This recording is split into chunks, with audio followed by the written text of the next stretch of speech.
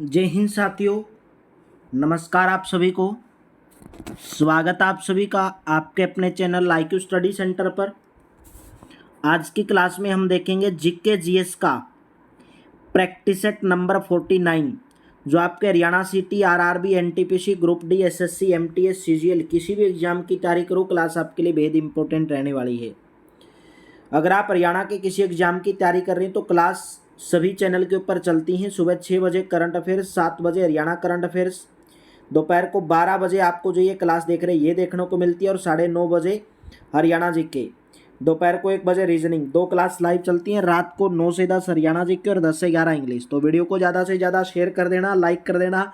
Description के अंदर Telegram का लिंक दिया गया है, पीडीएफ के लिए टेलीग्राम चैनल को ज्वाइन कर लेना। चलिए सेशन की शुरुआत करते हैं।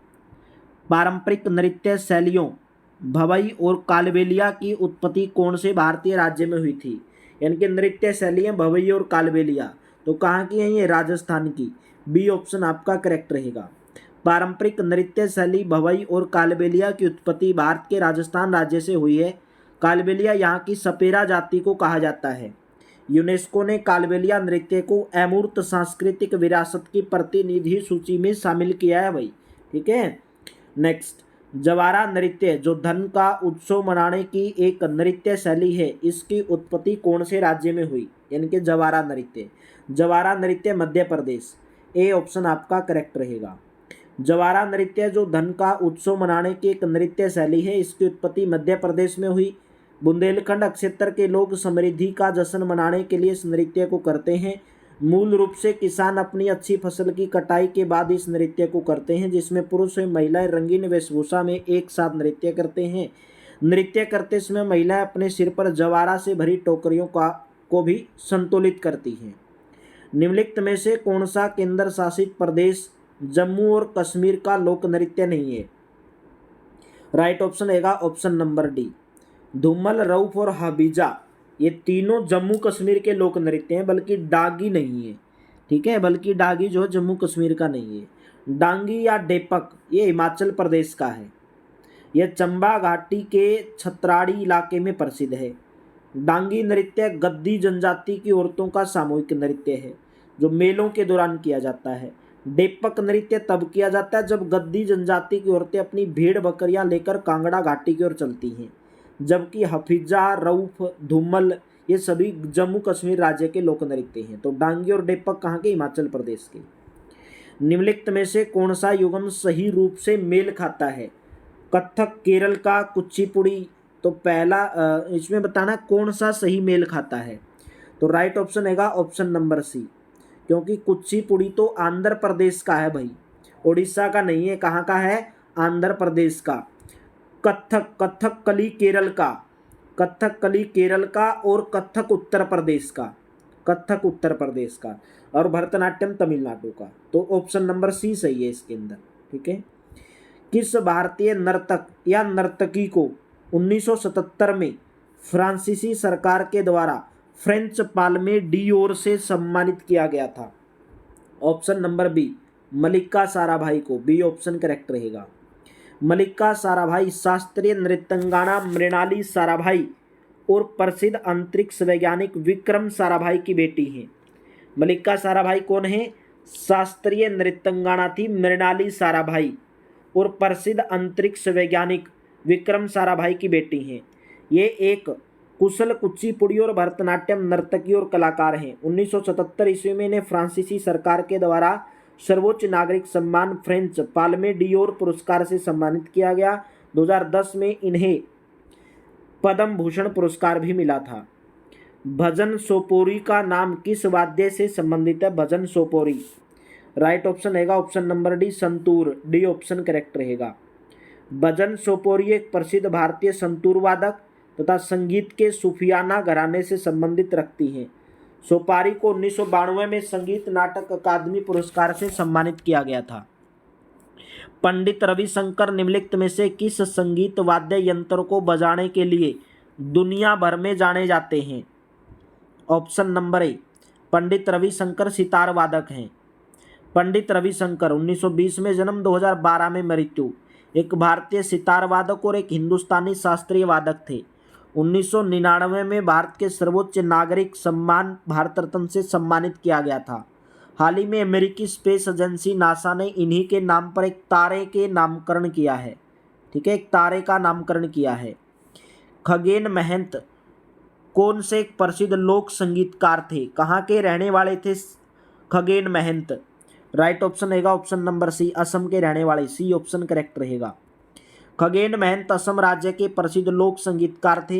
वे बिहू सम्राट के रूप में लोकप्रिय संगीतकार थे। 1992 में संगीत नाटक अकादमी पुरस्कार से सम्मानित किया गया। खगेन जी को फिल्म क्राफ्ट पुरस्कार और श्रीमय पुरस्कार से भी सम्मानित किया गया था।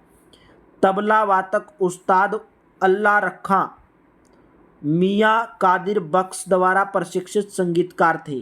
कौन से घराने से संबंध रखते थे भाई? ये पूछा है, पंजाब घराने से। सी ऑप्शन करेक्ट रहेगा।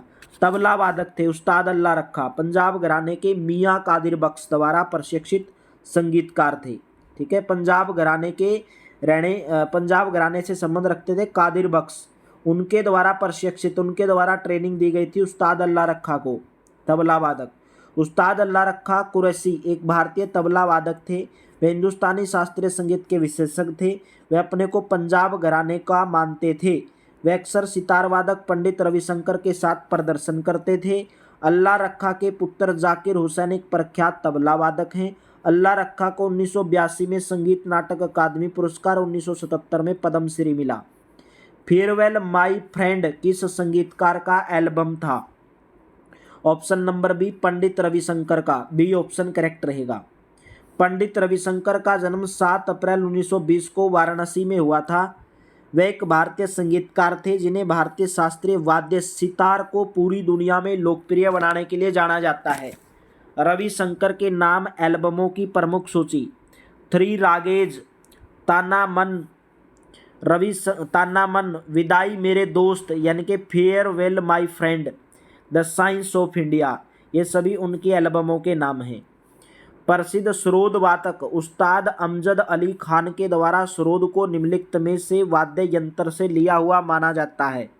ऑप्शन नंबर ए, रबाब। ए ऑप्शन करेक्ट रहेगा। सरोद वादक अमजद अली खान ने ऐसे वाद्य यंत्र से भारतीय संगीत को समृद्ध किया जो ईरान से लाए गए लोक वाद्य रबाब की तरह है। इन्हें भारत सरकार द्वारा 1991 में कला के क्षेत्र में पद्म भूषण, 2011 में पद्म विभूषण से सम्मानित किया गया। प्रभा अत्रे का संबंध मुख्यतः कौन से घराने से है? ऑप्शन नंबर ए, किराना घराना। ए ऑप्शन आपका करेक्ट रहेगा। प्रभा अत्रे भारत की किराना घराने की प्रसिद्ध भारतीय संगीत गायिका हैं। 1991 में संगीत नाटक अकादमी पुरस्कार, 1990 में पद्मश्री, 2000 में पद्म भूषण, 2022 में पद्म विभूषण से सम्मानित किया गया है। प्रसिद्ध गायक उस्ताद आमिर खान संगीत के निम्नलिखित में से किस घराने से संबंधित थे? Option number A, Indore. A option आपका करेक्ट रहेगा। हिंदुस्तानी शास्त्रीय संगीत के प्रसिद्ध घरानों में इंदौर, आगरा, जयपुर, ग्वालियर, किराना और पटियाला आदि प्रमुख हैं। प्रसिद्ध गायक उस्ताद आमिर खान इंदौर घराने के संस्थापक हैं। उनकी गायन शैली में किराना और भिंडी बाजार घरानों का मिश्रण रूप मिलता है। ज्ञात है कि इनके दादा चंगे खां मुगल साम्राज्य के अंतिम शासक बहादुर शाह जफर के दरबार में गायकी करते थे, जबकि पिता शामिर खान इंदौर के होलकर राजघराने में सारंगी बजाया करते थे। अली अमजद हुसैन खां किसके प्रतिपादक थे, यानी कि क्या बजाने में माहिर थे? शहनाई वादक। बी ऑप्शन करेक्ट रहेगा। अली अमजद खान शहनाई के प्रतिपादक थे जिनका 16 मार्च 2016 को कोलकाता में निधन हो गया। वे उस्ताद बिस्मिल्लाह खां के बाद शहनाई वादक के तौर पर सबसे ज़्यादा मशहूर थे। वर्ष 2009 में संगीत नाटक अकादमी पुरस्कार, 2012 में पश्चिम बंगाल सरकार के द्वारा बंग भूषण पुरस्कार से सम्मानित किया गया था।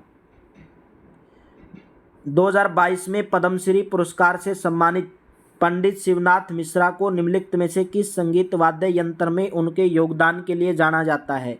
सितार वादक। ए ऑप्शन करेक्ट रहेगा। पंडित शिवनाथ मिश्रा भारत के प्रसिद्ध सितार वादक तथा बनारस घराने से संबंधित थे। उन्हें भारत सरकार ने 2022 में पद्मश्री से सम्मानित किया था। पंडित शिवनाथ मिश्रा ने अपना पद्मश्री सम्मान बनारस वालों को समर्पित कर दिया था। बनारस संगीत घराने को सितार के क्षेत्र में पंडित रविशंकर के बाद पंडित शिवनाथ मिश्रा को यह सम्मान प्राप्त हुआ था। नेक्स्ट, छज्जू खान किस घराने के संस्थापकों में से एक थे? भिंडी बाजार घराना, ए ऑप्शन करेक्ट रहेगा। भिंडी बाजार घराना मुंबई हिंदुस्तानी संगीत के प्रसिद्ध घरानों में से एक है। सबसे विशिष्ट ख्याल है भिंडी बाजार घराने की, जो खुले आवाज की प्रस्तुति करता है। भारत के प्रसिद्ध वादक शेख चिन्ना मौलाना निम्नलिखित में से कौन सा वाद्य यंत्र बजाते थे? ऑप्शन नंबर ए, नाद स्वरम। शेख चिन्ना मौलाना, जिसे शेख के नाम से जाना जाता था, कर्नाटक परंपरा में एक प्रसिद्ध नाद स्वरम वाद्य यंत्र बजाते थे। उन्होंने वाद्य यंत्र पर अपने उत्कृष्ट नियंत्रण के माध्यम से गायकी शैली में राग अल्लापन का प्रतिपादन किया। उनको नाद स्वरम के असाधारण शैली के लिए 1977 में पद्मश्री पुरस्कार से सम्मानित किया गया। निम्नलिखित में से कौन सा कर्नाटक संगीतकार भारत रत्न प्राप्त करने वाला पहला संगीतकार था? नाम था MS सुब्बुलक्ष्मी, ए ऑप्शन करेक्ट रहेगा। श्रीमती मदुरई षणमुग विटियु सुब्बुलक्ष्मी, यानी कि सुब्बुलक्ष्मी, MS सुब्बुलक्ष्मी कर्नाटक संगीत की मशहूर संगीतकार थी। भारत रत्न से सम्मानित होने वाली पहली संगीतकार है। 1974 में रेमन मैगसेसे पुरस्कार प्राप्त करने वाली पहली भारतीय संगीतकार है। वह पहली भारतीय भी जिन्होंने 1966 में संयुक्त राष्ट्र महासभा में प्रतिनिधित्व किया। मन्ना डे कौन से क्षेत्र में भारत के एक मशहूर शख्सियत थे? मन्ना, राइट ऑप्शन रहेगा संगीत के क्षेत्र में। मन्ना डे संगीत के क्षेत्र में भारत की मशहूर शख्सियत थे। मन्ना डे का वास्तविक नाम प्रबोध चंद्र डे था। त्रिमुखी, पंचमुखी, सप्तमुखी, नवमुखी जैसे तालों की रचना करने का श्रेय किस भारतीय संगीत दिग्गज को दिया जाता है? M बाला मुरली कृष्ण, डी ऑप्शन करेक्ट रहेगा। त्रिमुखी, पंचमुखी, सप्तमुखी, नवमुखी जैसे तालों की रचना करने का श्रेय भारतीय संगीत दिग्गज M बाला मुरली कृष्ण को दिया जाता है। बाला मुरली कृष्ण एक कर्नाटक गायक, बहुवाद्य यंत्र वादक और एक पार्श्व गायक हैं। पंडित भीमसेन जोशी का संबंध कौन से घराने से था? ऑप्शन नंबर डी, किराना घराना, डी ऑप्शन करेक्ट रहेगा। पंडित भीमसेन गुराचार्य जोशी कर्नाटक के एक भारतीय शास्त्रीय गायक थे। इनका जन्म कर्नाटक के गडग में 4 फरवरी 1922 को हुआ था। यह हिंदुस्तानी शास्त्रीय संगीत की किराना घराने की परंपरा से भी ताल्लुक रखते थे। निम्नलिखित में से कौन सा संगीतकार पंचम दा के नाम से प्रसिद्ध है? पंचम दा के नाम से RD Burman, B option. Rahul Dev Burman, RD Burman का मतलब है R से राहुल, D से देव, एक प्रसिद्ध फिल्म संगीतकार हैं जिन्हें पंचम दा के नाम से जाना जाता है। जन्म हुआ 27 जून 1939 को, मृत्यु हुई 4 जनवरी 1994 को। गंगूबाई हंगल हिंदुस्तानी शास्त्रीय संगीत की ख्याल शैली की कौन से राज्य की एक भारतीय गायिका थी जो अपनी गहरी और दमदार आवाज़ के लिए जानी जाती थी? नाम था कर्नाटक राज्य की रहने वाली थी गंगूबाई। गंगूबाई हंगल हिंदुस्तानी शास्त्रीय संगीत की ख्याल शैली की कर्नाटक राज्य की एक भारतीय गायिका थी जो अपनी गहरी और दमदार आवाज़ के लिए जानी जाती थी। ख्याल गायिका हिंदुस्तानी शास्त्रीय संगीत की सबसे पुरानी शैलियों में से एक है, जिसका उद्भव 12वीं से 13वीं शताब्दी में ध्रुपद गायन शैली से हुआ था। बॉम्बे जयश्री रामनाथ भारत की एक प्रसिद्ध गायिका कहाँ की? बॉम्बे जयश्री रामनाथ भारत की एक प्रसिद्ध कर्नाटक गायिका, जैज, लोक या हिप हॉप, राइट ऑप्शन रहेगा कर्नाटक, ए ऑप्शन करेक्ट रहेगा। बॉम्बे जयश्री रामनाथ नाम है, कर्नाटक संगीत की प्रसिद्ध गायिका हैं जिन्होंने तमिल, तेलुगु, कन्नड़, मलयालम और हिंदी फिल्मों सहित कई भाषाओं में गाने गाए हैं। 2001 में पद्मश्री भी दिया गया था। इलियास खान का जन्म लखनऊ के संगीतकारों के घरानों में हुआ था। वह क्या बजाने के लिए जाने जाते थे? ऑप्शन नंबर ए, सितार बजाने के लिए जाने जाते थे इलियास खान। ठीक है, इलियास खान सितार वादक थे भाई। इलियास खान सितार वादक लगाओगे आप। ठीक है, सितार वादक। जाकिर हुसैन कौन से वादक के लिए मशहूर हैं? जाकिर हुसैन तबला वादक, ए ऑप्शन करेक्ट रहेगा। जाकिर हुसैन भारत के प्रसिद्ध तबला वादक हैं। मशहूर तबला वादक कुरैशी अल्लाह रखा खान के पुत्र थे। 1973 में उनका पहला album living in the material world आया था। 1988 में पद्मश्री, 2002 में संगीत के क्षेत्र में योगदान के लिए पद्म भूषण, 1992 2009 में संगीत का सबसे प्रतिष्ठित पुरस्कार ग्रैमी अवार्ड भी मिला था। ज्योति प्रसाद अग्रवाल कौन से राज्य रूपकोवर के नाम से लोकप्रिय संगीतकार थे? ऑप्शन नंबर ए असम राज्य। ज्योति प्रसाद अग्रवाल असम राज्य रूपकोवर नाम से लोकप्रिय संगीतकार थे। ज्योति प्रसाद अग्रवाल प्रसिद्ध साहित्यकार, स्वतंत्रता सेनानी, फिल्म निर्माता थे जिन्होंने प्रसिद्ध नाटक सोनित कोनवारी और जो मोती लिखे थे। कर्नाटक संगीत कहाँ तक ही सीमित है? कर्नाटक संगीत कहाँ तक सीमित है? कर्नाटक, आंध्र प्रदेश, तमिलनाडु और केरल। डी ऑप्शन आपका करेक्ट रहेगा। कर्नाटक संगीत जो है कर्नाटक, आंध्र प्रदेश, तमिलनाडु और केरल तक ही सीमित है। नोट करने योग्य बातें हैं। कर्नाटक संगीत भारत के शास्त्रीय संगीत की दक्षिण भारतीय शैली का नाम है, जो उत्तरी भारत की शैली हिंदुस्तानी संगीत से काफ़ी अलग है। कर्नाटक संगीत के दो मुख्य तत्व राग और ताल हैं। कर्नाटक संगीत के जनक कौन है? पुरंदर दास। खेलो इंडिया यूथ गेम्स का 5वां संस्करण मध्य प्रदेश के कौन से शहरों में आयोजित किया जाएगा?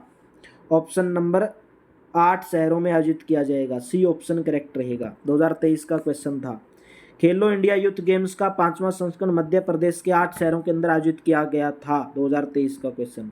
निम्नलिखित में से किसे ठुमरी की रानी माना जाता है? ठुमरी की रानी माना जाता है Girija Devi. Option number A correct रहेगा। गिरिजा देवी बनारस घराने की एक प्रसिद्ध भारतीय शास्त्रीय गायिका थी। ठुमरी की रानी कही जाने वाली गिरिजा देवी का जन्म 8 मई 1929 को संस्कृति और कला की प्राचीन नगरी वाराणसी में हुआ था। ठुमरी गायन को लोकप्रिय बनाने में इनका महत्वपूर्ण योगदान है। इनको 2016 में पद्म विभूषण, 1972 में पद्मश्री, 1989 में भारत सरकार के द्वारा पद्म भूषण भी, विभूषण भी और पद्मश्री भी, तीनों पुरस्कार इनको दिए गए। तो क्लास कैसी लगी कमेंट बॉक्स में जरूर बताएंगे। अच्छी लगी तो लाइक कर देना, शेयर कर देना।